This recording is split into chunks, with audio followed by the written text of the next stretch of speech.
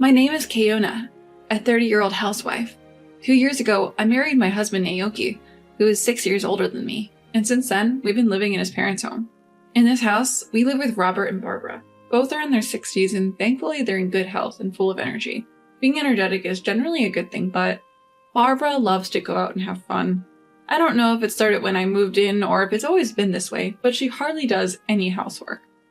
She was supposed to be a stay-at-home mom since she never worked, but she'd say, "Okay, Yona, dinner isn't ready yet. You had plenty of time, didn't you?" She'd push the chores onto me, go out to play, and if things weren't done when she came back, she'd make snide remarks. I've been dealing with this, trying to keep my frustration in check. "Mother-in-law, I'm sorry, but I did tell you before you left that I might not finish all this." "Huh? What are you complaining about? It's only natural to do this much, right? This is why I have trouble with your millennial generation. I wish you'd learn from Naoki." If it were just the snide remarks, I could handle it, but Barbara always brags about Naoki. Especially since Naoki works for a large company, which seems to be a great source of pride for Barbara. "Naoki works so hard every day, but his wife is a failure." That was Barbara's favorite phrase. As for my husband, he didn't show any signs of standing up for me. At dinner, Barbara would start complaining about me. "Today, Kayona did this." And all my husband would do was respond with a disinterested, "Oh, really?" When we first met, I thought he was mature because he was older, but now it's different. It seems like he thinks of me as a convenient housemaid. Even when I'm doing housework late into the night, he doesn't say a word to me. Instead, he throws laundry at me, aiming for my face, saying, "Hey, this too." I regret marrying such a person. Whether it's a way to vent his work stress or something else, my husband has changed dramatically since we got married. Our first anniversary, he bought a cake, but then he threw a pie in my face, laughing. You wouldn't think he's a 36-year-old man. However, there's a glimmer of hope in this life. That's the presence of my father-in-law, Robert. Robert is a very calm person, always saying, "Thank you, Kayona," and "Is there anything difficult? I'll help you." The only person who treats me kindly in this house is Robert. Since I quit my job when I got married, he's the only person I can chat with. I've come to adore Robert like a real father. However, Robert works as a senior staff member at the company he used to work for, so he's not home during the day. The reality is that Robert spends little time at home, and I spend a lot of time alone with Barbara. When I'm talking to Robert, Barbara doesn't say anything. But it seems she doesn't like it, and her attitude has gotten worse. "Don't make eyes at your father-in-law. Just because Naoki doesn't pay attention to you, you're going to go after his father? It's disgusting." She started saying things like that. Of course, she would say these things where Robert couldn't hear. I pushed back against this. "That's not true at all." "Oh my, did I hit a nerve? You're even raising your voice. How unbecoming." No matter what I say, she has a comeback. Our conversations are always like this, never really connecting. I talked to my husband about this. I thought he would understand that this was just Barbara's delusion. But he just laughed and said, "So, you're even into men over 60. You're really open-minded." I knew it was hopeless. I had no expectations that my husband would do anything about the housework or Barbara's bullying. But I never expected him to say something like this. It was a huge shock. I started to feel like I didn't belong in this house. One summer day, Barbara said to me, "I'm thinking of going on a family trip when Naoki gets his summer vacation." I thought, here she goes again, always wanting to go out. But then she said, "You're coming too, right, Kayona?" I didn't expect to be invited. I thought they would go without me. "Me too? Don't you want to?" "No, it's not that." I found it suspicious.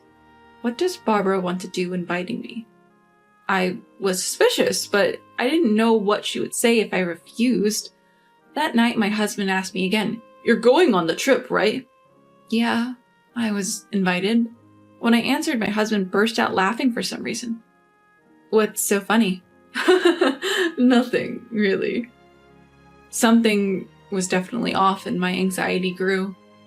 On the day of the trip, we headed out to our destination with my husband driving. Robert was going to join us later because of work. So it was just me, my husband, and Barbara in the car. My husband was driving. Barbara was in the passenger seat and I was in the back seat. I could only catch glimpses of their expressions, which made me anxious. "Keona, you withdrew some money for the trip, right?" Barbara asked me. "Yes, a few $100s. "That's good." Barbara seemed to be smirking when she heard this. After driving for a while, I noticed that we had passed the sign for the inn where we were supposed to stay. "Didn't we just pass the inn?" I asked. "There's a tourist spot ahead. We'll check in after we see it," my husband answered. He was half smiling, clearly unable to hide something strange. As we drove further from the inn, the surrounding area became greener. I sighed quietly, making sure the two of them didn't hear me, and then we arrived at a dam. To be honest, it wasn't a big dam, and there weren't many people around. It was far from a tourist spot. "Come on, let's get out of the car," Barbara urged. "Don't leave any belongings in the car, it could be dangerous," my husband added, and I did as they said. I was about to get out of the car, but Barbara and my husband were saying things like, "Oh, I should take off my jewelry just in case." "Oops, I still have something in my pocket," pretending to be busy and not getting out of the car. I got out of the car and closed the door. Then I heard the sound of the lock clicking. My husband cracked the driver's and passenger's windows slightly open. My husband was laughing uproariously. "Oh, Keona, what are you doing getting out here? Are you planning to stay here tonight?" I was furious at Barbara, but I held it in. "What do you mean?" I asked, trying to stay calm. "You got out on your own, didn't you?" My husband was laughing so hard he was holding his stomach. My wallet and cell phone were all in the car. Everything had gone according to Barbara and my husband's plan. "Well, Keona, enjoy yourself," Barbara said with a smirk. "Eat some grass and sleep outside." My husband, holding my wallet and flipping through it, closed the window. His laughter faded away, and then my husband and Barbara drove off. "Well, they're a handful, and it's hot," I muttered. It was the height of summer, and I was at risk of dehydration, but I wasn't panicking at all. An hour later, "Why are you here?" My husband was shocked to see me. Yes, I was in the lobby of the inn where we were supposed to stay. "Are you a ghost? Did something happen at the dam?" Barbara looked like she was about to faint. I thought about pretending to be a ghost, but decided against it. "I'm not a ghost, and I'm staying here tonight." I showed them the key to my room. By the way, I had already left my luggage in the room. My husband, who couldn't understand the situation, was losing his cool. He seemed to think I had taken the key to their room without permission. "What are you doing? Give it back now!"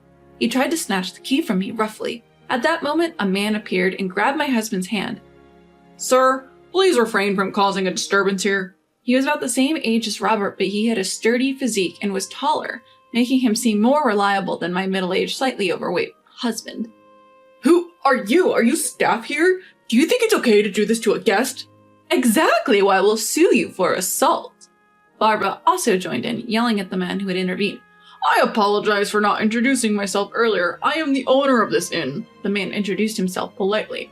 Hearing that he was the owner, my husband quickly withdrew his hand. "Actually, I knew this owner. When I was in college, I came to this area on a trip with my friends during the summer vacation. I remember it was really hot that day. We didn't have much money at the time, so we were walking to our accommodation, complaining about the heat. We didn't know the area, and none of us, including me, were good at reading maps. As a result, we got lost and ended up in a place with few people. There, a girl was collapsed on the side of the road. That girl was Mary, the owner's daughter. We quickly called an ambulance and took care of her until it arrived. The next day, the owner came to the small inn where we were staying and thanked us profusely, saying, "You saved my daughter's life. Thank you so much." He also said, "We run an inn too, so we'd like to invite you next time you come. Of course, you don't have to pay." Since then, my family and I have visited the inn several times. That's why I knew the owner of this inn. The owner, who was reprimanding my husband and Barbara, was polite and courteous, but I could tell he was very angry. In fact, both the owner and I knew about this low-level plan of Barbara and my husband from the beginning. I noticed their plan 2 weeks ago. I thought it was suspicious that they invited me on a trip, so I set up a voice recorder in the living room. I targeted the times when my husband and Barbara were alone, such as when I was taking a bath or doing laundry, and their plan came to light. "How about we leave Keona somewhere?" That would be hilarious. Oh, how about here? There's a gym about an hour's drive from the inn. I was shocked when I heard it. I immediately called the inn and consulted with the owner. I told him everything about the situation I was now in and what was planned for the future. The owner was very angry. His own daughter had once collapsed in the blazing sun, so he was even more upset. And today, the owner, who knew the situation in advance, had arranged for my pickup. After waiting for my husband and Barbara's car to leave, he had me ride in the inn shuttle. By the way, the driver was Mary from that time. I got my license. Let's go for a drive next time. We're driving right now. Oh, great. We chatted happily, bought some local specialty ice cream on the way, and arrived at the inn. I knew about the plan and that a pickup was coming, but I was still scared. For Mary, this area was like her backyard. She knew a shortcut, so we arrived at the inn several tens of minutes earlier than my husband and Barbara. You mentioned suing earlier, ma'am. The owner looked at Barbara with stern eyes. Yes, I did. It's outrageous to be accused of the opposite. I'm sorry, but you're not our guests. What? Don't mess with us. My husband and Barbara both lost their tempers. Your and your mother's reservations have been canceled, I added. You! Who do you think you are? My husband was about to lose his temper again, so the owner restrained him. Keona did nothing wrong. We, the inn, canceled your reservations. What do you mean?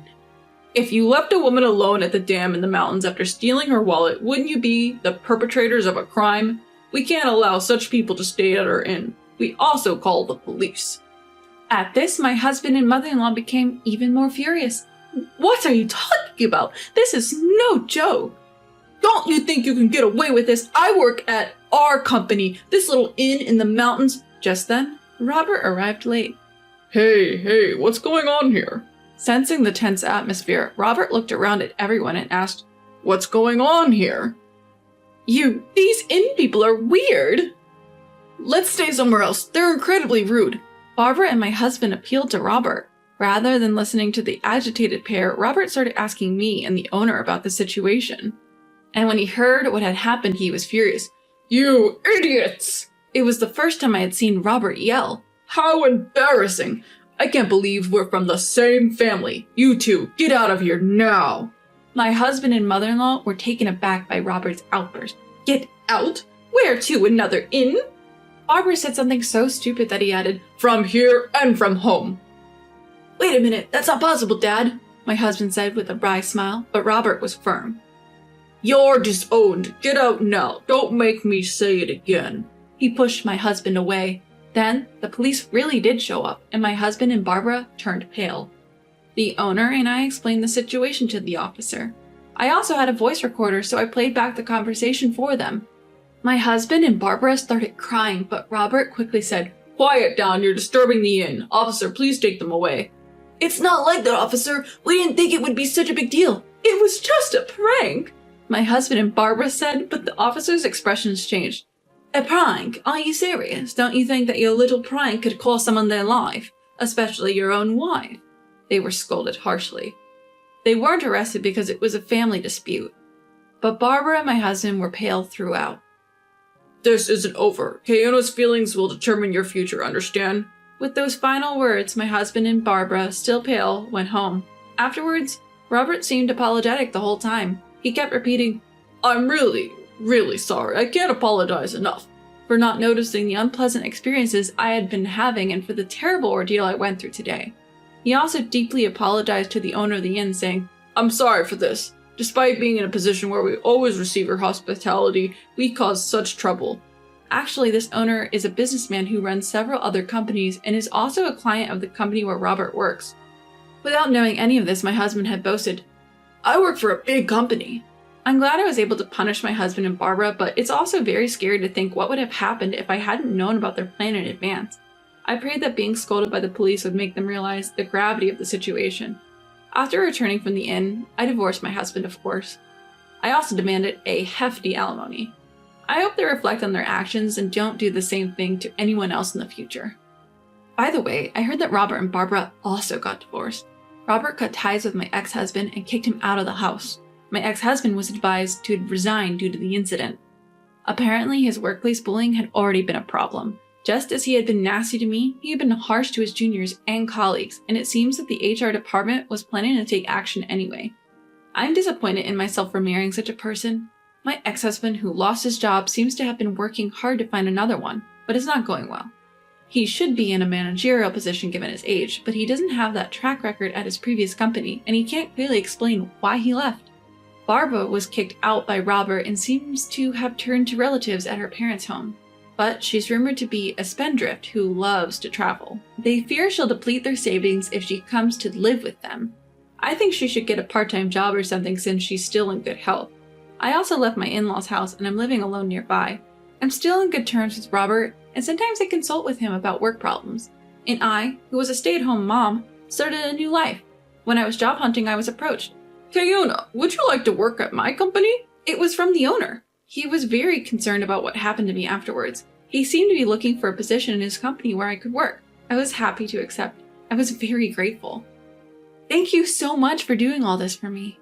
No, we're the ones who should be grateful. We can't thank you enough. I feel like I've already repaid the favor from that time and need to give back the change. The company he introduced me to is a reputable company that meets labor conditions. It was a surprise on top of a surprise. By the way, it's in the same industry as the big company my ex-husband was boasting about, but its capital is 5 times larger. Everyone working there is also very nice. I'm having more fulfilling and enjoyable days than when I was struggling with my married life.